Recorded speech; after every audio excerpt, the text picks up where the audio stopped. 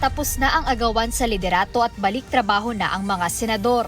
Ito ang binigyang diin ni bagong Senate President Sherwin Gatchalian sa kanyang unang press conference matapos ang kanyang pagkakahalal.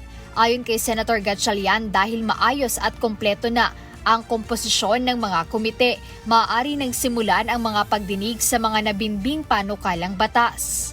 So in the next few weeks, we will focus also on the bill. So we will request the senators to already proceed with their hearings na basa na yung mga members ng committees, na elect na rin yung mga chairman at vice chairman ng committees.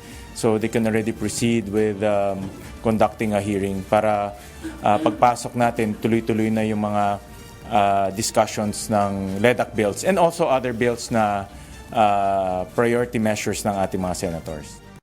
Kaugnay nito, tiniyak ng pinuno ng Senado na bukas ang kanyang tanggapan na makipag-usap sa mga miyembro ng minorya upang masiguro ang maayos na ugnayan sa pagpasa ng mga crucial na batas. Like I said in the past, bukas naman yung ating pintuan, bukas yung ating tanggapan para makipag-usap. But I really appreciate yung mga minority members na nandoon niya. Give me a chance to talk to them, to also set the direction na mag-uumpisa na ng trabaho. Katunayan, ibinahagi ng mambabatas na 3 senador mula sa minority bloc ang binigyan ng chairmanship sa 3 komite ng institusyon.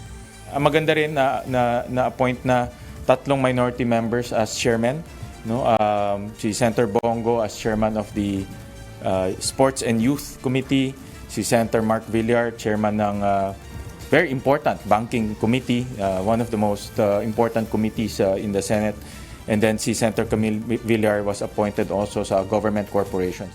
Bukod sa legislation, kinumpirma rin ng Senate President na tuloy-tuloy ang paghahanda nila para sa gaganaping impeachment trial ni Vice President Sara Duterte sa darating na Hulyo. Jedne Resina, humahataw sa balita ngayon.